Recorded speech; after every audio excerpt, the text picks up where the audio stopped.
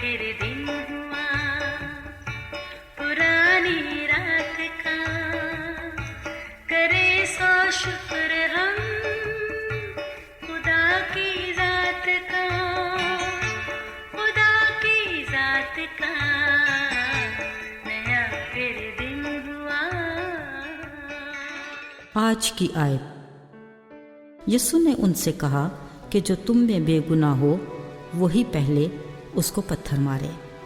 यूहन्ना 8:7 आयत। अजीज़ों, मुश्किलात हमारी ज़िंदगी का हिस्सा हैं जो हमें मजबूत और बाहिम्मत बनाने में अहम किरदार अदा करती हैं। अगरचे ऐसे हालात पर बात करते हमारा दिलो दिमाग बोझल सा हो जाता है, मगर कुछ आसानियाँ ऐसी भी हैं कि फिर भी हमारा दिलो दिमाग बोझल ही रहता है। मसलन किसी दूसरे की तरफ उंगली उठाना कितना आसान है, मगर अपनी तरफ 3 इशारा करती उंगलियों का बोझ महसूस भी नहीं होता। यूं ही इल्ज़ाम लगाना कितना आसान है, पर अगर हम में ज़रा सा भी ज़र्फ हो तो एहसास होगा कि इसका बोझ भी हमारे ही ज़मीर पर आन पड़ा है। अजीज़ों, शुक्र खुदा का जिसका कलाम मुकम्मल ज़ाब्ता हयात है, जो हमारी ज़िंदगी के हर पहलू पर न सिर्फ आगाही देता है बल्कि रहनुमाई भी करता है। इंसानी फितरत में ऐबजोई करना एक मामूली बात समझी जाती है, मगर इसके असरात बहुत बड़े और इंतहाई गहरे हैं।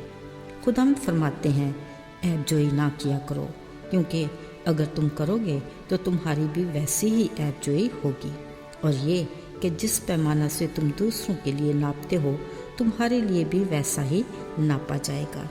इस बात में भी कितनी सदाकत है कि हमें अपने भाई की आंख का तिनका तो दिखाई देता है, मगर हम अपनी आंख के शतीर पर गौर नहीं करते। इस बारे में कलाम के अल्फाज इंतहाई सख्त हैं। लिखा है, आए रियाकार, पहले अपनी आंख से शतीर निकाल, फिर तो अपने भाई की आंख से तिनके को अच्छी तरह निकाल सकता है। अजीज़ों, ये बातें इंतहाई गौर तलब हैं, सोचिएगा ज़रूर। एक दिन यीशु मसीह सुबह सवेरे ही हैकल में आकर लोगों को तालीम देने लगे। उसी लम्हे फ़की फरीसी एक औरत को लाए जो ज़िना में पकड़ी गई थी। कहने लगे, आए उस्ताद, तू इस औरत के बारे में क्या कहता है? तौरेत में तो मूसा ने ऐसी औरत को संसार करने को कहा है। दिलों का जानने वाला बखूबी समझता है कि उसका निशाना औरत नहीं, वो खुद थे, ताकि उन पर इल्ज़ाम का कुछ सबब निकाला जा सके।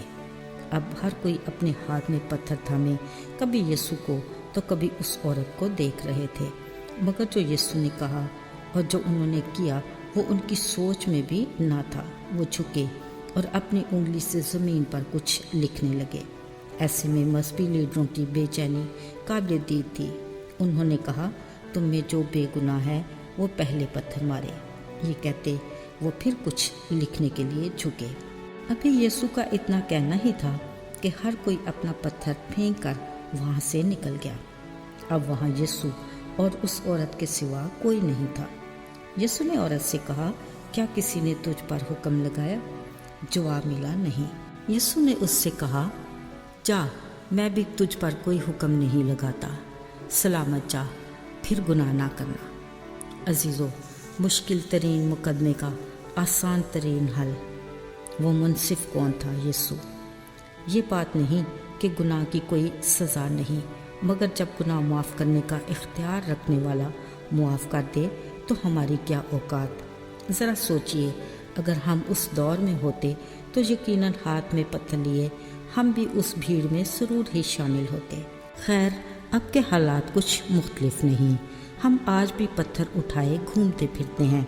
वो लोग तो पत्थर फेंक कर निकल गए, मगर हम तो अपने गुनाहों को मानते भी नहीं, बल्कि पत्थर मारने को हर वक्त तैयार रहते हैं।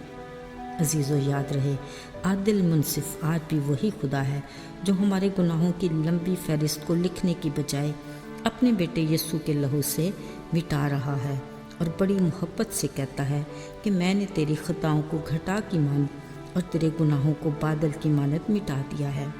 अजीज़ों, यीशु के इस अजीम कुफारे की बदौलत हम पर कोई सज़ा का हुक्म नहीं और ना ही कोई पत्थर उठाए हमारे पास खड़ा है।